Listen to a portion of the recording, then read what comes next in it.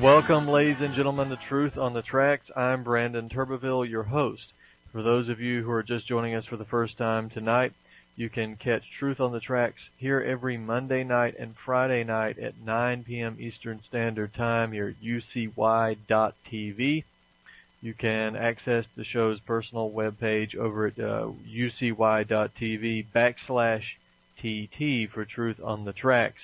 Also, I'd like to remind you that you can catch my work as it comes out on many different websites that I write for now. I'm a staff writer at activistpost.com. You can follow it there. You can click on the Contributors tab and find my name at that webpage. And click on my name, and that'll bring up the Activist Post archives.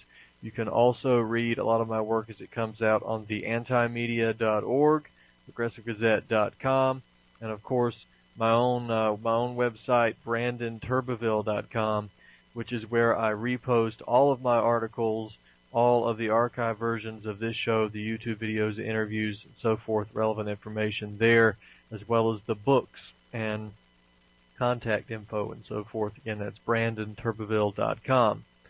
Now, we're going to talk about two articles that I did last week, and of course this show is being broadcast a week after it's been recorded, about a full week after it's been recorded, actually. And the article is first Canadian fired for refusing vaccine, and that is up at Activist Post and BrandonTurbeville.com, and it has to do with a man named Mr. Arnold Hoekstra, who was fired from his job at the Boundary Hospital in British Columbia, Canada, for refusing a vaccination. And we're lucky enough to have Mr. Hoekstra with us tonight on the show to tell us a little bit about his situation. With that, Arnold, welcome to the show. Well, thank you. So why don't you, just begin and tell the audience basically who you are, where you worked, and what happened, and we'll go from there. Okay. Well, this is a, now how do I start here? Well, I could back up actually, because about a year ago, this BC, it was actually a government mandated policy, which they attempted to do a year ago. Not last year, but a year from in the winter time last year. Anyway, so that failed due to intervention as far as the union went, nurses union. So come to this last winter, this last December, the policy was enacted in December the 1st, and I was approached about a week after that and asked whether I had taken the vaccine, the flu shot. And I said no. They said, well, then you need to wear a mask. And I replied, no, I choose not to. So then of course, that was done by somebody who wasn't actually managing in my department, but this is somebody who had actually been, I don't know what you want to call it, kind of harassing me from the last time the policy was going to be put in, and they were going after me to, have you had your flu shot? Have you had your flu shot? And I said, well, you showed me the information. So anyways, I went through subsequent disciplinary hearings, if you want to call it that, and by the end of December, because I still refused to comply with the government-mandated policy, I was fired. The union basically said to me that, well, they did say to me, you are the sacrificial lamb, and they're using you as an example. I said, okay. Basically, the union would not, no matter what angle I to try to move away from this whole policy, they did not want to support me in that. They said they couldn't or whatever. And then the Labor Relations Board basically told me as long as they acted in good faith and went through the procedures, even if they're wrong in the end, as long as they acted in good faith and went through the procedures. So that's pretty much where it ended. Now, as far as meeting boundary, yeah. Yeah, so I got a couple questions here. You mentioned that this was a government-mandated policy. I guess this was Canada's federal government, or was this just British Columbia? No, sorry. There was a provincial. Okay. It'd be like a state law for you. So this was British Columbia, right? Yes. Okay. Now you said this happened in 2012, the original when the policy was implemented, but the union fought it. Are you aware of why the union was not successful? I mean, I guess the union fought it for a while, but why it was not successful in terms of the fight against the policy? Well, what happened this last December was, of course, before that, of course, they were fighting. The union was fighting it. It went through arbitration, and they ruled it in favor of the policy. So they ruled in favor of it. And so basically, if I were to, the union wouldn't support me because they're saying, well, we're already been shut down, so you need to follow the policy because that's what we got to do. And you had worked for the Boundary Hospital for about 5 years, right? Yes. And prior to 2012 and the British Columbia mandate, had you been harassed to take this vaccine? Yes. Supervisors and so forth, or? Yeah, manager actually who I don't know why, but this person followed me around, and I don't know about followed me around, but every time they saw me, they were asking me about it and telling me about it. It's like, I said, well, send me the information, which they never did actually. And I want to add actually to this whole process, this whole disciplinary process that I went through. I was actually not told that or instructed by the union that I could actually grieve throughout the process. In other words, so I come to the first meeting, I was able to grieve that, and then second meeting, third, I was able to grieve those, but I wasn't instructed of that. I actually wanted to opt out of the whole thing and say, you know what, I'll take a leave of absence. So I verbally requested that, and that didn't go anywhere either. There was just no answer. So. Well, it sounds like the union at best was incompetent in not informing you of that. But what kind of language were they using? You said they would follow you around and ask you about it. I mean, obviously it wasn't just playful harassment of somebody who does something different. This was, an authority figure that was trying to get you to take it.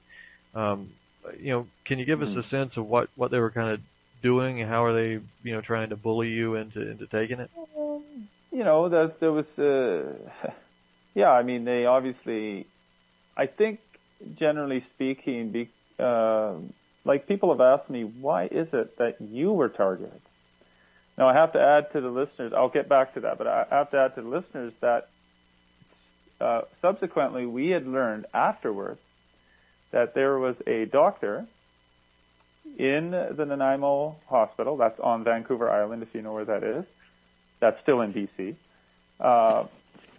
He works in an emergency ward, and 10 of the nurses that worked with him also refused not only the flu shot but the mask. They wore the mask on their sleeve. And I have been in contact with him, and he told me, he says, well, this is discrimination because, he actually told his employer, I will not do this.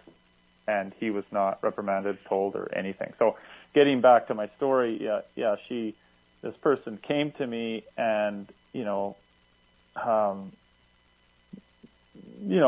passing through the hallway type thing, well, have you, had your, you're going to get your flu shot, and, like I said, I just said to her, well, show me the information, right?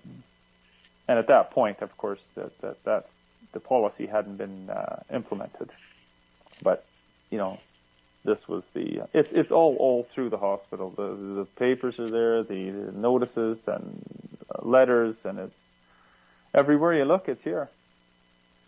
So, well, so there's a couple more questions here. One of the questions is, first, what were your reasons for refusing the vaccination? I mean, the listeners to this program are going to be well versed in the dangers of the vaccine in general, but I want to get your reasons personally.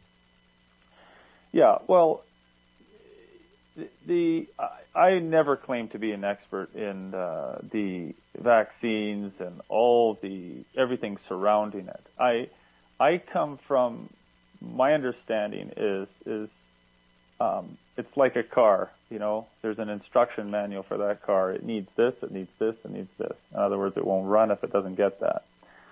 So, you don't put diesel fuel in a gas engine.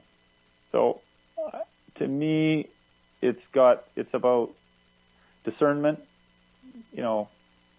common sense, and turning off your TV. I started to study this years ago on my own, and by listening to some of the things and some of the debates that I hear. Right now, this is I'm guessing a friendly audience, right? But you get these debates where they have a doctor on one side. I saw this one from Australia. You got a doctor on one side, and you got this layperson, as you would say, on the other side. And when it gets to a certain point where the host will say to the layperson, what is your background? What are your credentials? They want to know, have you studied in our institutions? Where is your degree? What's behind your name? So the mindset is that unless you are educated in our institutions, you can't possibly, we won't respect your opinion because you don't know what you're talking about. So for me, I studied this years ago, and when I did, my eyes were wide open to this whole medical system that we work within. Like I know sometimes, our friends in America here, we wish we had your healthcare system. Well, it's a double-edged sword. You may want it, but the problem is it's deceptive. It's so deceptive because once you put your life in the hands of, the system, you don't start thinking for yourself. You allow other people to think for you. So when I studied this subject, when I started to understand natural law, the things, and this is not something that's quackery, this is something that's been around forever. There are certain laws which, if we veer from, we will pay a penalty. It's cause and effect. I'm starting to see more and more now that this whole subject of vaccinations in general, some of the ailments that we see, even things like schizophrenia, right? When you start putting foreign substances into your body, no matter what that is, you are going to have effects which you don't want. You're not going to function properly. So I myself was vaccinated as a child. We went to school and they lined you up but nobody explained what was in it. I have my own story as far as this is going back years, where someone phoned me up for one of the hospitals I was working in and said, if you don't get your flu shot, you're going to lose your job. And I said, is that right? I said, well, I got a question for you. And this is a public health nurse.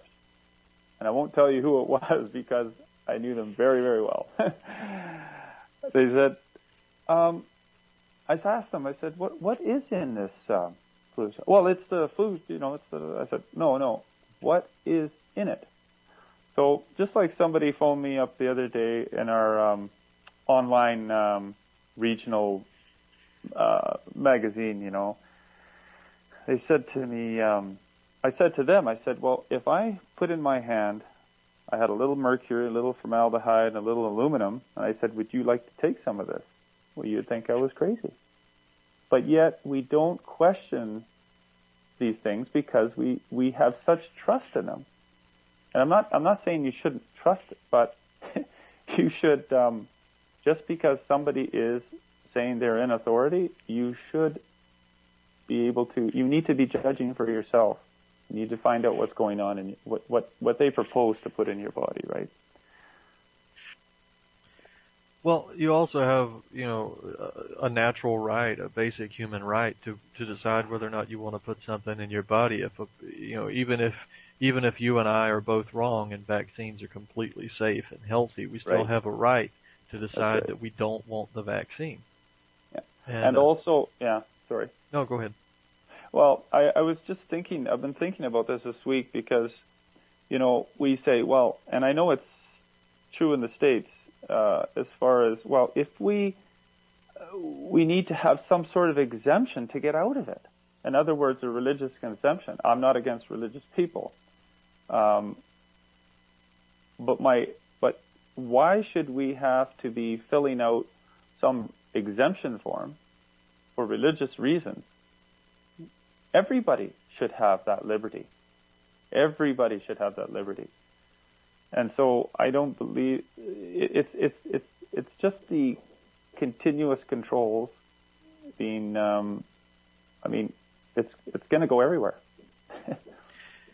Well, the truth is we shouldn't even have to fill out an exemption form as to if we don't want to take the vaccine because, exactly. we shouldn't be put through that either. No.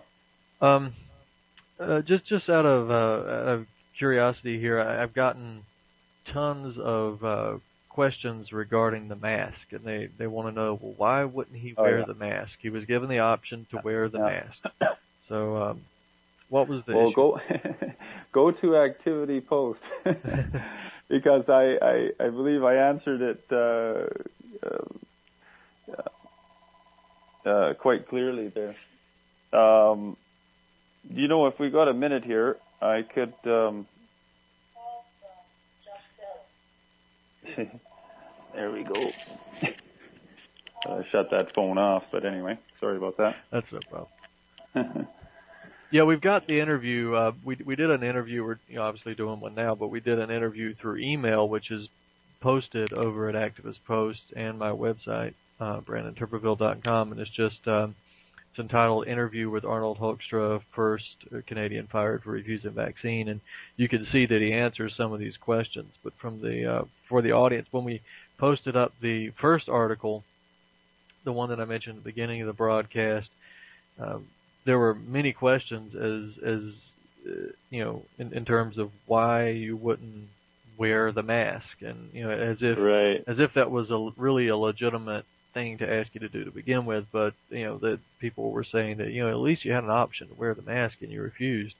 So the issue was that it was extremely uncomfortable for you, right? It made you. You said it made you feel like you were suffocating to wear this.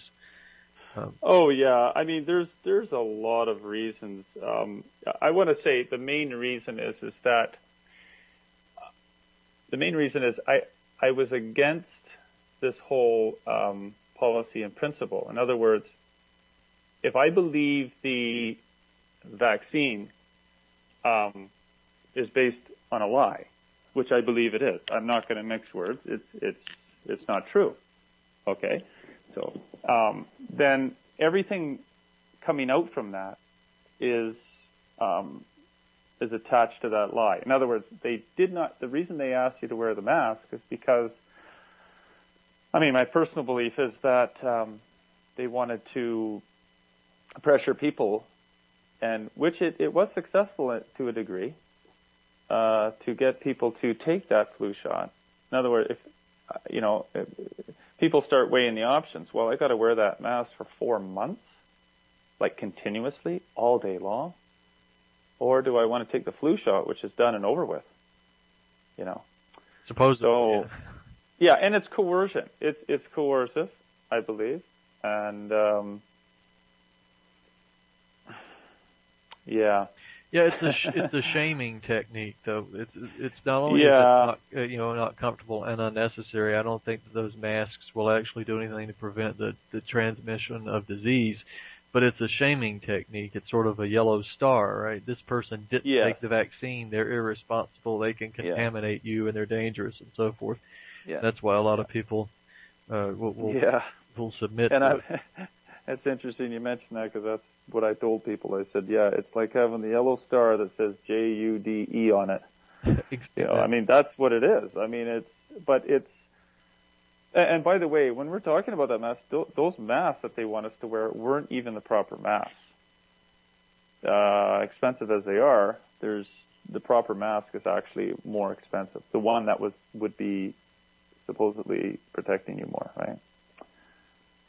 So, and I have a freedom. I have the right to breathe free. I shouldn't have to take in my own exhaust. You know, I mean, it's not normal. It's totally against your health. I don't know what else to put on there. So, do you plan to take any legal action against the hospital, or take any legal action against British Columbia in terms of the mandate itself? Do you have a way forward? Well, to take on the government would actually be we would be talking about, of course, the provincial government of Canada, which already ruled that it was a viable, and it was the right policy, right? I mean, it was already an agreement between both parties. So the person or the institution would be Interior Health, which is where I work for. I work through Interior Health, which governs all of this Kootenay area here. So those are the people who actually fired me through, of course, Human Resources. They're the ones who actually fire you. But they, of course, are under Interior. They work for Interior Health. And so I believe that I was, of course, wrongly fired. I should have at the very least, had the option to have a leave of absence. And they did not give that to me. And, of course, I told you about the process of the disciplinary measures, so... Right. So yes, I will. I've just not. I've actually contacted a lawyer's office, and they said to get back to me, but they said something about conflict of interest, and I haven't heard them since. So I'll have to go to the coast get a bigger office. I mean, this is a small area, and here's a small town. I mean, I walk down the street, and they know who I am, right? So there's been some support. I think there's more out there, but people don't necessarily want to stick their head out. They don't necessarily want to, I don't know. It's been a little bit difficult.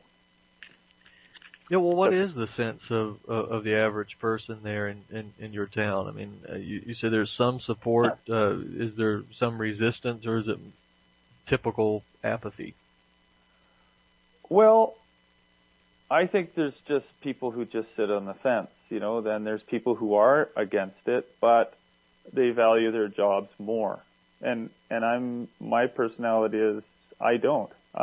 When it comes to my health, I don't compromise with anything. I mean, I will not. Like, if they told me, like, you'll lose your house if you don't take the flu shot, I will lose my house. I will not do. That's how. So to your listeners, if you truly believe in something, you got to be ready to die for it. I know that's strong language, but Canadians typically, unfortunately, are. I lived in America for 7 years, so I've seen both sides. But Canadians here were don't get this wrong, but we're turning into Americans. We live good.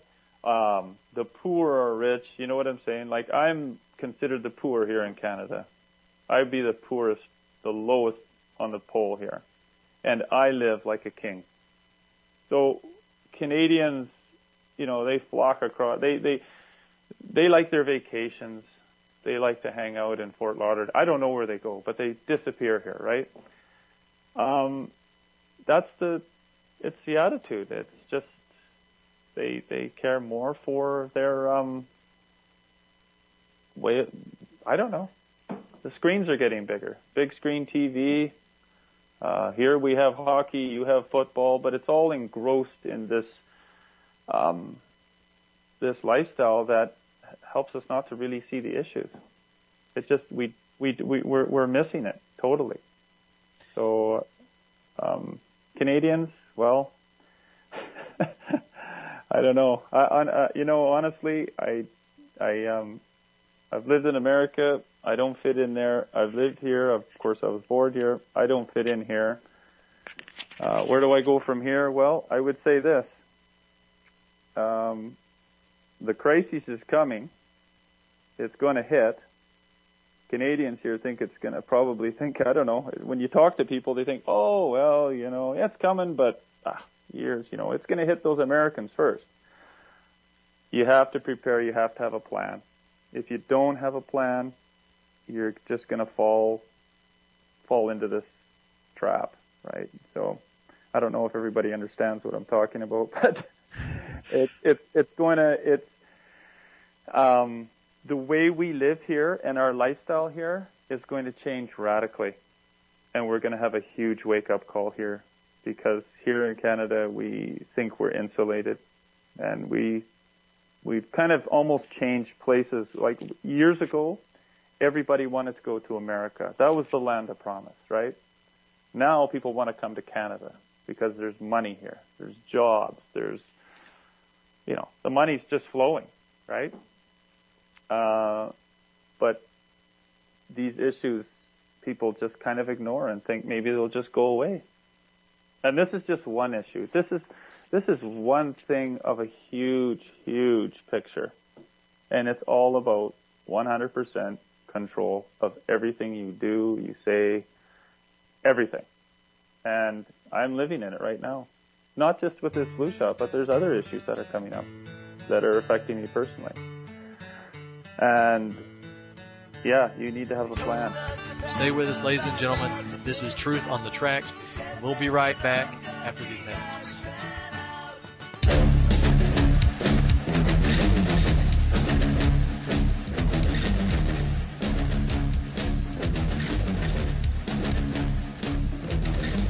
New allegations today that a second veterans hospital has been scheming to cover up excessive wait times for veterans, this time in San Antonio. The Department of Veterans Affairs has already been hit with claims, first reported on CNN, that the Phoenix VA hospital had a secret waiting list for veterans, and that some of these people who served their country died while the hospital stalled and stalled. I want to bring in CNN investigative correspondent Chris Freites. Chris, I want to get to these allegations at the San Antonio VA in a second. But first, you've got some follow-up reporting to our story about the Phoenix VA. What is it? Right, that's right, Jake. CNN has learned that criminal investigators from the Office of the Inspector General are on the ground in Phoenix. And what's more, a source within the VA tells us employees' computers are being taken for examination. The Phoenix VA is where a CNN investigation found that 40 veterans died waiting for care, according to our sources, and that the hospital kept this secret list designed to hide the fact that some veterans were waiting almost 2 years to see a doctor.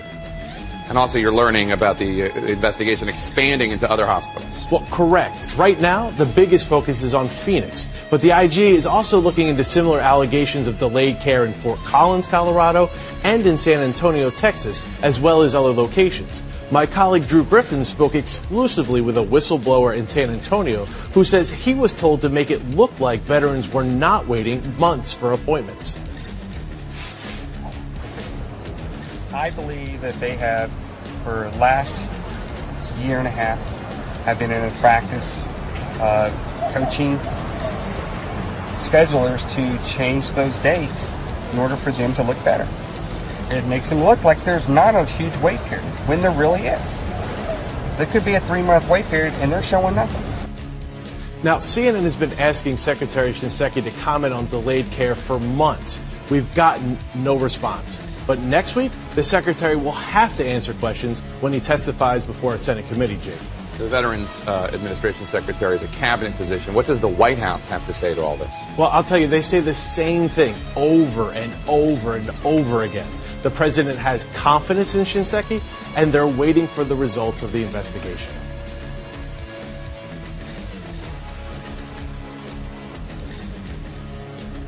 Yet another veterans hospital, this time in Wyoming, where an inter-office email could turn out to be a smoking gun in a scandal that our Drew Griffin has been leading the reporting on for 6 months. Drew's investigation found as many as 40 veterans died while waiting for care at a Phoenix VA hospital. That, according to a doctor who used to work there. And according to sources, many of those veterans were on a secret waiting list to hide long delays for medical care. Drew's reporting sparked a subpoena for the head of the VA, General Eric Shinseki, and congressional investigations that in the last 48 hours have heated up. And now tonight's stunning new development. Late today, General Shinseki told Congress that an employee at the VA hospital in Cheyenne, Wyoming, has been placed on administrative leave after Shinseki learned about an inter-office email. The email suggests that the Cheyenne VA was also fudging its wait list to hide delays in care. Shinseki said he immediately requested an investigation by the VA's Inspector General's office. He also said, quote, if true, the behavior outlined in this email is unacceptable. Drew joins me now with the latest. So, Drew, what do we know? Anderson, this is yet another hospital that has apparently been manipulating the system to hide the fact veterans are waiting months to get care. But this time someone put it in writing. A VA nurse who also works as a scheduling coordinator sent this. It's a how-to guide to fellow employees on how to cook the books. The email describes in detail how clerks can meet the VA's internal goals, Anderson, of scheduling veterans for care within 14 days, even though the real appointments can be put off for months. And the coordinator admits in this email, take a look at this, yes, it is gaming the system a bit, but you have to know the rules of the game you are playing. And when we exceed the 14-day measure, the front office gets very upset.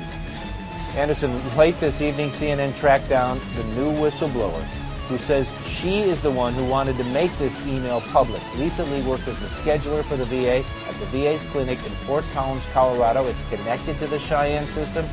She says she's coming forward tonight for the first time because she's concerned veterans' health care is at stake.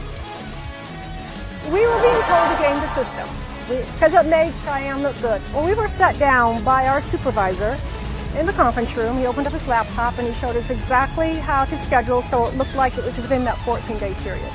And so it was all verbal when I was down there. And they would keep track of the schedulers who were complying and getting 100% of that 14-day and those of us that were not doing it.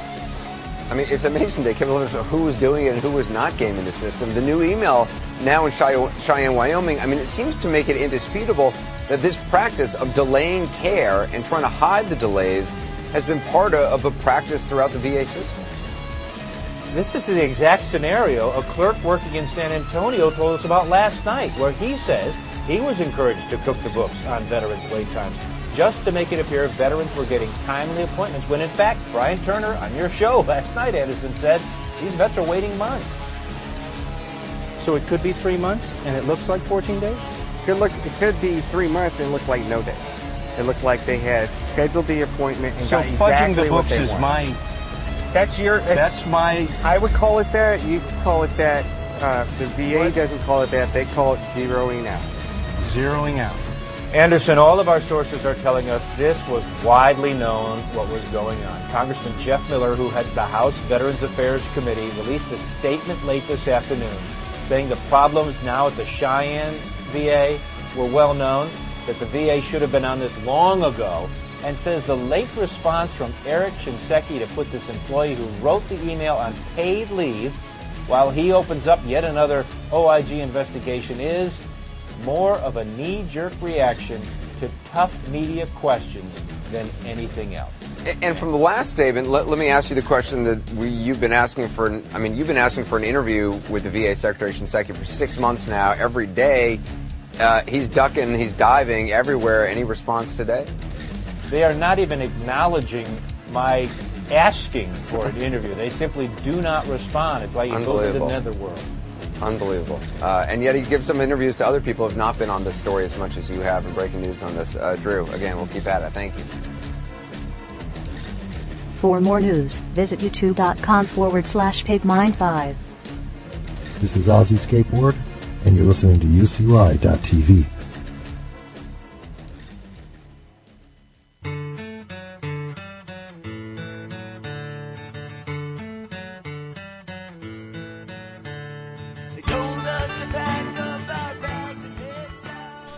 And welcome back, ladies and gentlemen, to Truth on the Tracks. I'm Brandon Turbeville, your host. Again, reminding you that if you're just joining us for the first time tonight, you can find Truth on the Tracks here at UCY.tv every Monday night and Friday night at 9 p.m. Eastern Standard Time. Again, the interview is the interview with Arnold Hoekstra, first Canadian to be fired for vaccine refusal, and the article detailing his situation is simply first Canadian fired for refusing vaccines. So you can find those at BrandonTurbeville.com and ActivistPost.com.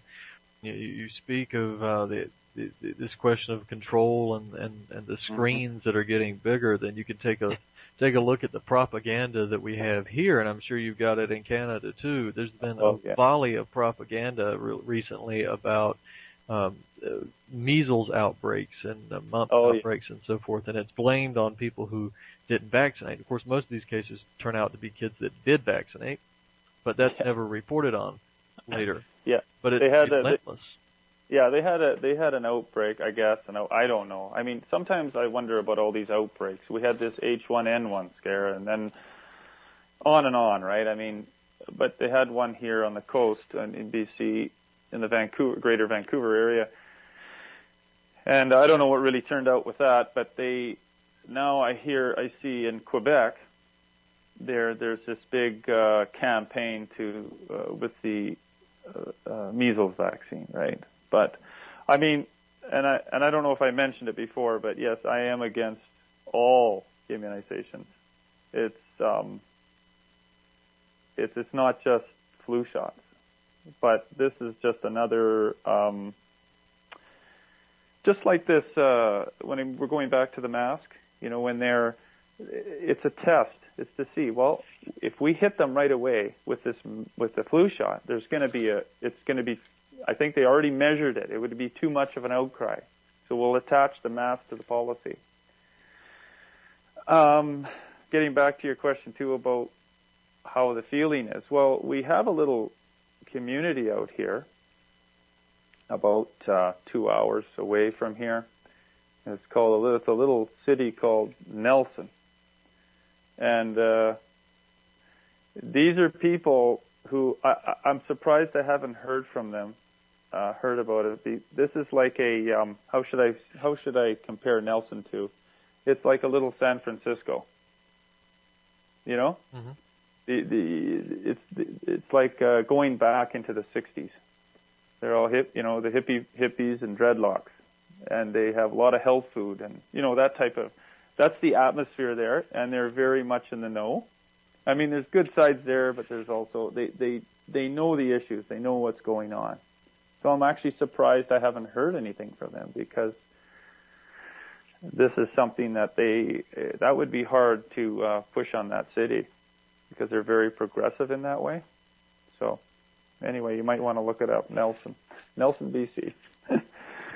Well, unfortunately, what they've done is they've created a situation where it's becoming trendy to attack people, what they call anti-vaxxers. Now people like you and myself have a name. We're anti-vaxxers, and it's trendy. You get all this crap on, Cracked and several other trendy websites that make people feel intelligent for reading it, even though it's all a bunch of garbage.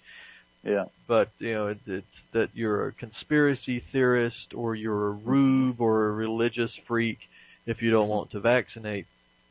And, it all comes back to using the peer pressure element and the social dissuasion and social pressure where it's not necessarily even having to be the government or a corporation that forces you to take it. It's your fellow citizens, and that's right.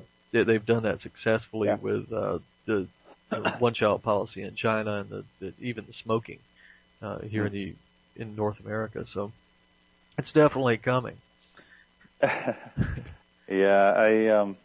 I don't know where to. One of the greatest. Actually, there is a blessing in this whole thing, and with me getting fired, because that. How should I put this? If we are not willing to stand up for these issues, where our life is not in stake, what are you going to do when it gets, like I said in that one question, when the screws get tighter and tighter? If you're used to compromise, you will compromise. In the end, you will definitely. It's like in Nazi Germany. I mean, it turn you in for a bag of sugar, or less, or for nothing, just to gain favor. So that was quite liberating for me, and because I do not want to live my life in fear. And this is what you were mentioning too. It's because what are my parents going to think? What are my friends going to think? And when you're true, I mean, when you want to stand for truth, you cannot consider what your friends are going to think. You can't consider what even your parents, your wife, your children, it doesn't matter who it is. If something's true, it's true. And if you believe that, and you have to stand for it no matter what. And that's the kind of people we need. And we especially need that here in Canada. I know there's activist groups here. It's not that it's not. It's just that we tend to be, it tends to be apathetic here. Although in this town alone, in our town, little town of Grand Forks, there are people who do believe this. But, it's tough because I guess it depends on your conviction, how strong you really feel about it. Because not everybody agrees with this. Of course, there's a lot of people that didn't agree with it, that chose to wear the mask.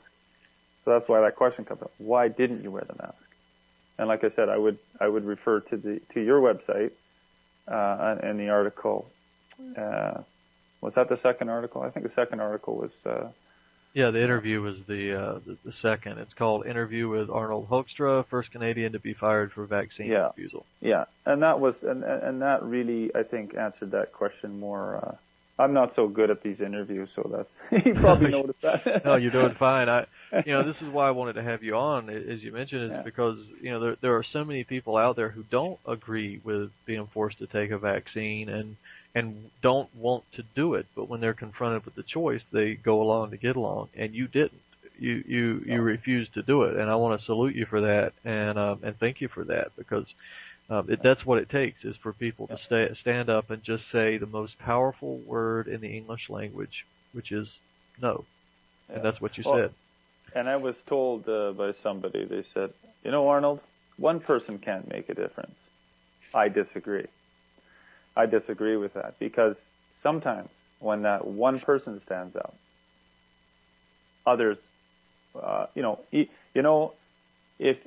you win 3 or 4 people, it's success. If you win one person, because when you believe a lie so long and you cherish this lie, you become you come under a strong delusion. That's what happens when you don't embrace truth. You will come under strong delusion. That is a law. And so this is what we have. People have so put their lives. Oh, my doctor told me this. My doctor told me I had to do this. I'm thinking, really? Did you research that? And I long to take people and say, you know what? You don't have to live with diabetes all your life. You don't have to live with diabetes. But it's like, it's a tough situation, and it's really hard for me to work, because I also worked in a psychiatric institute, on the coast of Vancouver, and same thing. The only thing they tell you basically when you walk out that door is, do not forget to take your medication. That's it. So we're, how are you gonna? What do you tell people, right? how do you actually go? So you have to just, the only way, I guess the best way is to live your life in principle and hope that somebody can be inspired by it. Well, I think you've inspired a lot of people by what you've done, and hopefully we can get your story out to more and more people and inspire them to do the same. Because as I mentioned, the propaganda assault here in the United States is kind of been kicked into high gear over the last 3 to 4 months, and I'm sure it has in Canada as well, also in Europe. So we got to stand up while we can, and we're gonna end the interview in a few minutes, but just to go over what you said earlier, we have a lot of people here, and I'm not sure what the prepping community or the militia community is like in Canada, but here we have a lot of people talking a big game about when it starts to hit the fan, how we're ready for the shooting to start. Well, all these people will also be scared to death to talk about certain issues in public. And they will also go along to get along. And I've often told them that if you're too afraid to speak out in public about a certain issue now, when there's really nothing to really stop you except peer pressure. And I find it hard to believe you're going to grab a rifle and get on the front lines and confront the enemy. I mean, if it takes that much courage to do, then you're not exercising that much now, but it takes people to really put their head up and stick their head up and stand up for something, and we have a chance. We haven't gone so far that it's completely irreversible, and if we continue to speak, not just speak out, but to refuse to comply with this kind of stuff, that can go a long way in bringing it down. So in the last couple of minutes, I mean, is there anything else that you'd like to tell the listeners? Well, first of all, and I'm not sure what your community is like. Like, I remember this lady telling me when I was working. I worked as a massage therapist out in Washington State, and I remember this lady telling me, I met her. She was in another health field, and she said to me, I just thought all Canadians were heathens. Now I don't know what you're. I mean, when I got to America, I realized that I was like, wow, like there's a lot of good speakers here, and people seem to have, how should I put that? There seems to be, they're more open in some ways, right? So I don't believe that if you're preparing a bunker and you're ready for a shootout, I believe you're actually going the wrong way. This is not about a shootout. This is not about this is, how can I put this? It's spiritual warfare. It's 100% spiritual. Now when you look at people and they talk or say they go against you or they're mean or they're ugly, they're a medium. They're a medium for spiritual warfare. That every one of us has a choice in this life and what we're going to choose. But this whole thing is about, how should I put this now? What's behind it is what I'm saying, right? When they say all roads lead to Rome. Well, what's behind Rome? So I think sometimes we forget we're not wrestling with people. It's bigger than that. So just to let your listeners know, some may understand what I'm talking about, some may not. But those who do, tell the people who tell whoever you can meet that it's not going to be fought with guns. I know they took all their guns away here, but there's still a lot of guns here. But you know what I'm saying? Right. This is not going to be fought on that level, because if you believe in peace and love and all these things. You have a voice. You can state your position, but ultimately, how should I put that? I'm sort of at a loss for words. If I was talking with you personally, I could come out with it, but I can't right now. It's more than people think it is. And I know there's a lot of groups. There's huge groups in the United States that are waiting for the big war, but I don't think it should be fought on that level. I think it'll fail if you're on that level. You have to stand by what's right, and ultimately, there's only two sides. There's only two sides. There may seem like there's three or four, but there's only two ways you can go. So I hope that makes sense. I hope that all made sense, but it didn't. I'm not very good at these interviews, so no, if I could sit down with you, I could explain it to the T, but right now I can't. So, and we were lacking time. Yes, we are. So I thank you for coming on, and for the listeners, the articles again. The interview is the interview with Arnold Hoekstra, first Canadian to be fired for vaccine refusal, and the article detailing his situation is simply first Canadian fired for refusing vaccine. So you can find those at BrandonTurbeville.com and ActivistPost.com. Arnold, thanks so much for being on the show and for what you did. Thank you, Brandon. We'll talk to you soon.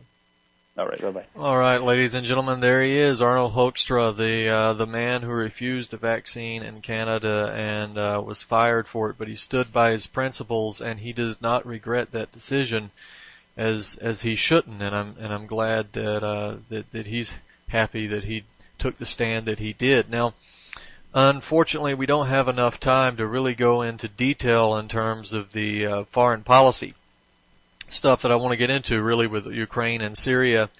But there are several developments, none of them really good, except for the fact that in Syria we have Assad continually gaining ground, but the propaganda efforts against Assad are continuing and not, I wouldn't say intensifying, but they're continuing at around their same level.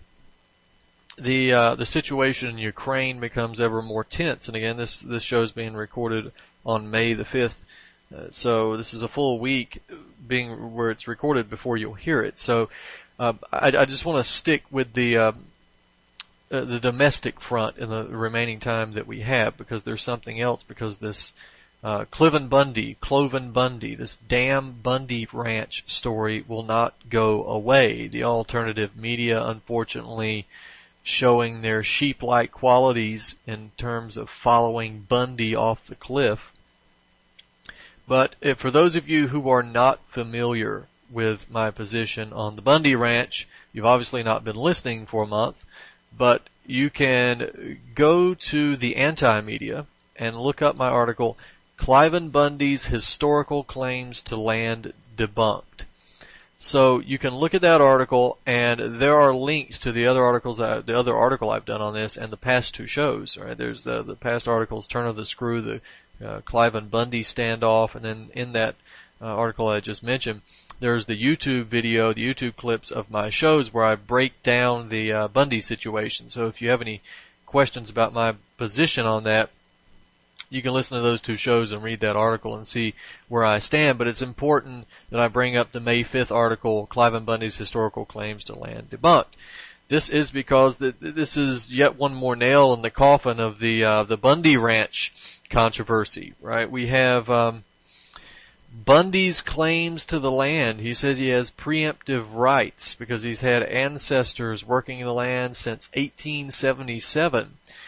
This leads you to believe that his family was, the pioneers. They settled the land, and the federal government came in and kicked the poor Bundys off, and all of this garbage. Well, it turns out that KLAS-TV, which is a local news station outside of Las Vegas, did an investigation into Bundy's actual ancestry. And they found out that Bundy's claims to the land are illegitimate, that he doesn't have a family history on that land at all. Now, the closest thing to back up any of Bundy's claims is the fact that the census records show that his maternal grandmother, That would be Christina Jensen. She was born in Nevada in 1901, and she helped settle Bunkerville, Bunkerville is the area where Bundy has his ranch. But there's no record of her having owned the Bundy Ranch or any other Bundy family member from father or mother's side having owned that land. In fact, what the records do show, in contrast to the Bundy story, is that the Clark County records show that Cliven Bundy's parents actually bought the ranch in 1948. And they bought the ranch from a couple named Raoul and Ruth Leavitt, or Levitt. I don't know how you pronounce that. But they bought it in 1948. Now, the water rights to the ranch was transferred, but not the water rights to federal lands. Only the water rights of the ranch itself were transferred to the Bundys. And we also have court records that indicate that the Bundy cattle didn't start grazing on the land until 1954. So we've also had, here we have a quote from Bundy, and it says, "I've lived my lifetime here. My forefathers have been up and down the Virgin Valley here ever since 1877. All these rights that I claim have been created through preemptive rights and beneficial use of the forage and the water and the access and range improvements." Now here's another quote from Bundy. "My rights are before the BLM even existed, but my rights are created by beneficial use. Beneficial use means we created the forage and the water from the time the very first pioneers come here." End quote. But again, the BLM was created in 1946. This was 2 years before Bundy himself was even born. And again, the Bundy family cattle did not begin grazing on that land until 1954. So sorry, Cliven, that's your statement is not true at all. So the KLAS TV actually did the investigation into his ancestry. When they've got their article up, they've done his family history there, and you can find out that the Bundys are relative newcomers to the ranch, especially to the federal land. So you'll be able to take a look at that. And the relevant links are in there as well. I encourage the alt media to back off of the Bundy garbage and pick somebody else to make a big stand over. In case you haven't noticed, many of the militia people out there, many of the supporters are infighting. Big surprise.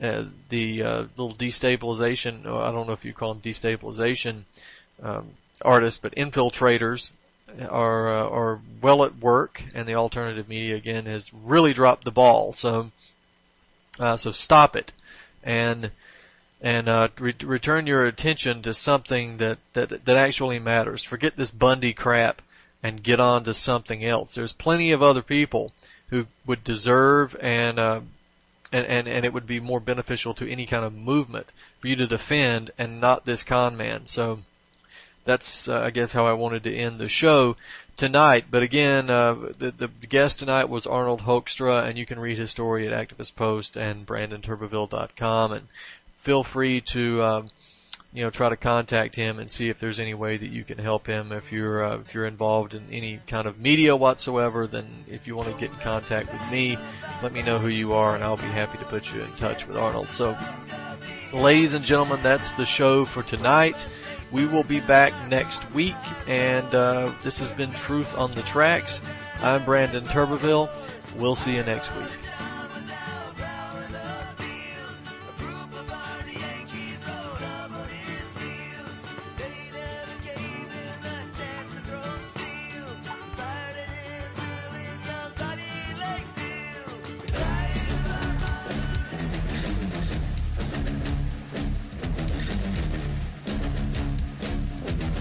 In Syria, we have already started the campaign, and 650,000 children have been vaccinated against polio over the last week. We have made sure that we have actually distributed clear messages to the military and to the different opposition groups about the benefit. For more news, visit youtube.com/pigmind5. This is Ozzy Skateboard,